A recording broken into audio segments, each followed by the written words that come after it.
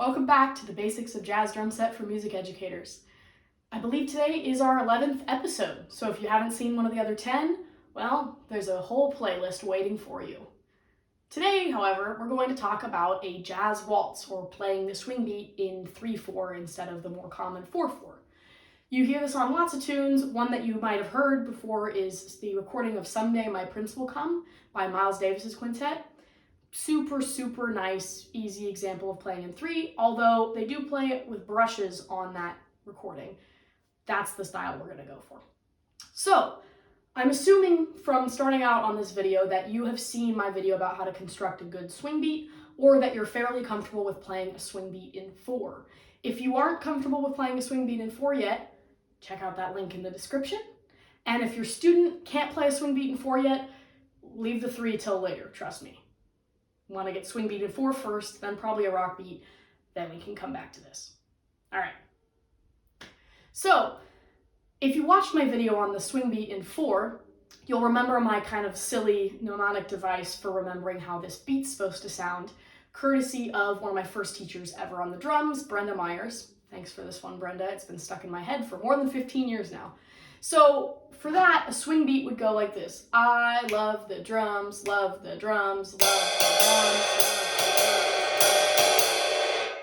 right? Nice and simple, a little silly, great for kids. So obviously, that phrase has 4 beats to the measure, but it's pretty easy to chop off a little bit and make it in 3. That'll sound like this. I love the drums, I love the drums, I love the drums, I love the drums.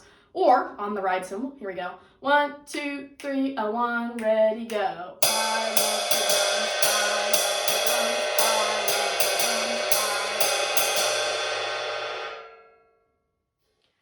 drums, Now, that is the standard issue kind of swing beat in 3 thing. If your kid can do that, great. There's a bunch of other stuff we can add on top of that, but none of it is super codified the way that it might be on other beats. So I'm going to show you a couple of different things from the vast menu of options you have. And based on things like your kid's comfort with the beat itself, comfort with playing in 3, the speed of the tune, and what kind of vibe is going on in the rest of the band, you can help them make a decision about which of these other things would go best. So, we have 3 other limbs besides our right hand. So, one thing we can do is play the bass drum. I hear a lot of people play the bass drum kind of just on the downbeat in 3. So you can do that, or you can play a kind of 3 on the floor thing. So I'm going to show you what both of those look like. First up, let's see what this ride cymbal beat sounds like with beat 1 played on the bass drum. Here we go. 1, 2, 3, 1, ready, go.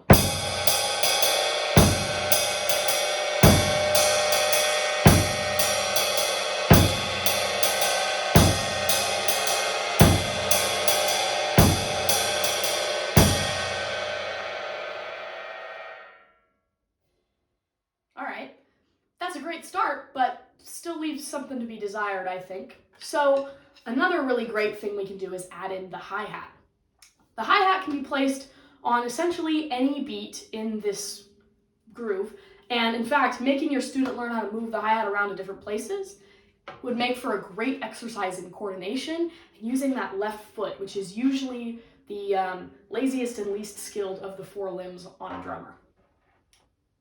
One of my favorite things to do with the hi-hat that's simple and clear is just to play beats 2 and 3.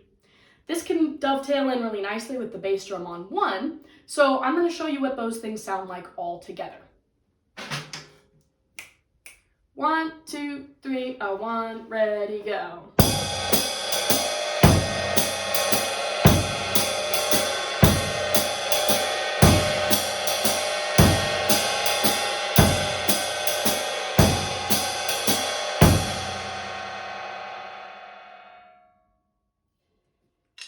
Alright, now we're getting somewhere. This is starting to have that waltzy feel that you would associate with a dance in 3. My favorite thing to mess with in the waltz beat is the hi-hat, so here's a few options that you can consider asking your student to try. 1, 2, 3, 1, ready, go.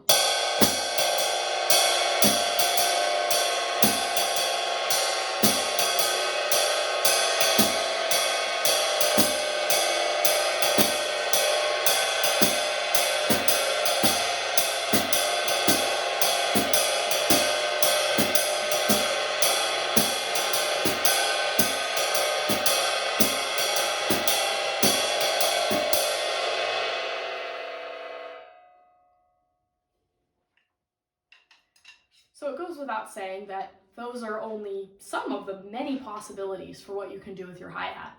I would suggest asking your student to get comfortable with a couple of those options as a pattern that's repeated infinitely.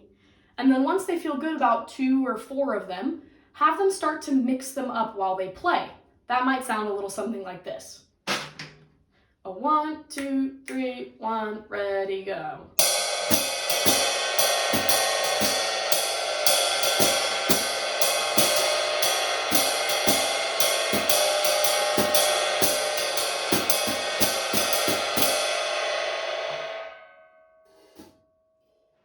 Now, once your student can add the bass drum and the hi-hat wherever they want them, or even just 1, 2, 3, 1, 2, 3, they can start to add in notes on the snare drum.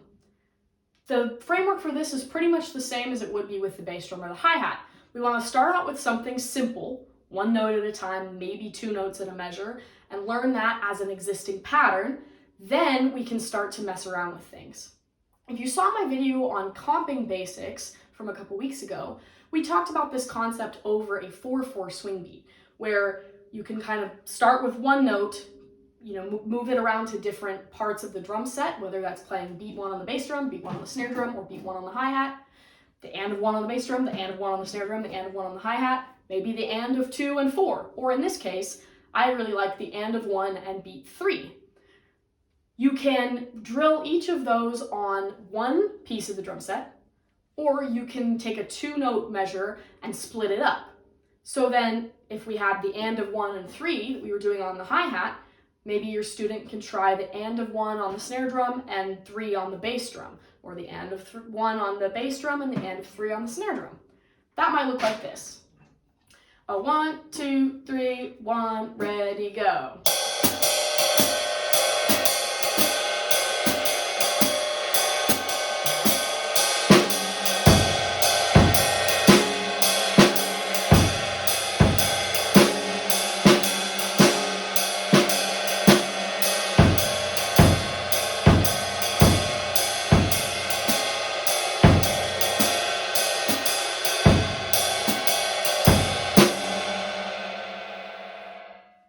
It's a great comping exercise for students who are a little bit more advanced to give them a couple of rhythms that they should stick to and ask them to move that rhythm around between their left foot, their right foot, and their left hand. We just did that with the and of 1 and 3, but beat 2 and beat 3 would be another good one. Beat 2 and the and of 3, or even 1 and beat 3. Essentially, any combination of 2 notes that fit within the 8th note grid in the measure is a great exercise to get some kids really, really comfortable moving around with this beat. So that's about all I have for you with the swing beat in 3 today. I'm going to play you out with a little bit of one of my favorite tunes in 3. This is called Footprints, recordings by Wayne Shorter. You probably have heard this one. Hope you enjoy, and see you back next Tuesday for another episode.